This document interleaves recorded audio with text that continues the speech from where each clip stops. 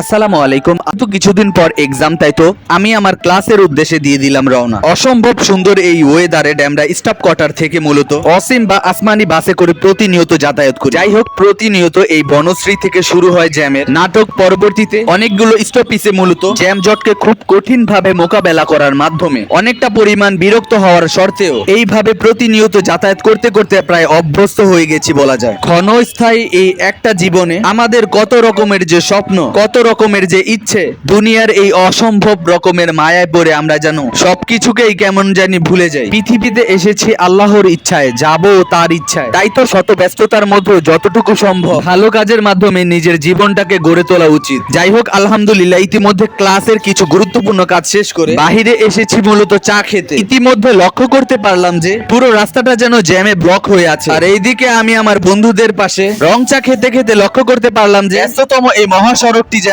নিমিষের মধ্যেই শান্ত হয়ে গেছে। যাই হোক, আলহামদুলিল্লাহ লাঞ্চের এই বিরতির পর সব বন্ধুরা মিলে চলে গেলাম ক্লাসের গুরুত্বপূর্ণ কিছু কাজ শেষ করে যমুনা ফিউচার পার্কের উদ্দেশ্যে দিয়ে দিলাম রওনা। কুড়িল কাজীবাড়ির ভিতরের এলাকা রাস্তাগুলো ব্যবহার করার মাধ্যমে আমরা বন্ধুরা মিলে সবাই যাচ্ছি। একজন আরেকজনের সঙ্গে পরামর্শ করছিলাম, খুঁটিনাটি কিছু বিষয় আলাপচারিতার সঙ্গে ব্যস্ততার সময় পার করছিলাম সবাই। গার্মেন্টস শ্রমিকদের অবরোধের কারণে আজকে রাস্তাটি পুরাই ফাঁকা। ফিউচার পার্কের পাশে জিদান খাবার হোটেলে ঢুকে নিলাম। যেহেতু অনেকটা বেলা হয়েছে, তাই তো ভাত খাওয়ার উদ্দেশ্যে সবাই এসে পড়লাম। ইতিমধ্যে আমরা সবাই যমুনা ফিউচার পার্কে পৌঁছে গেলাম। এসেই লক্ষ্য করতে পারলাম যে আজকে যেহেতু বুধবারে মূলত যমুনা ফিউচার পার্ক বন্ধ থাকে। নরমালি মাঝে মধ্যেই আমাদের ক্লাস যদি দ্রুত শেষ হয় তাহলে আমরা যমুনা ফিউচার পার্কের আশেপাশে আড্ডা দিয়ে থাকি। আজকে মূলত এসেছিলাম একটি কাজের উদ্দেশ্যে। বন্ধু আকরামের ফোনের মধ্যে কিছু সমস্যা ছিল, সেই সমস্যাগুলো সমাধান করার উদ্দেশ্যে মূলত আজকে এসেছিলাম। প্রথমত আমাদেরও খেয়াল ছিল না যে আজকে বুধবার, তাই তো আমরাও অনেকটা ভুল করে এসে পড়েছিলাম। তাই তো এই কড়া রোদের মধ্যে বন্ধুদের সঙ্গে কিছু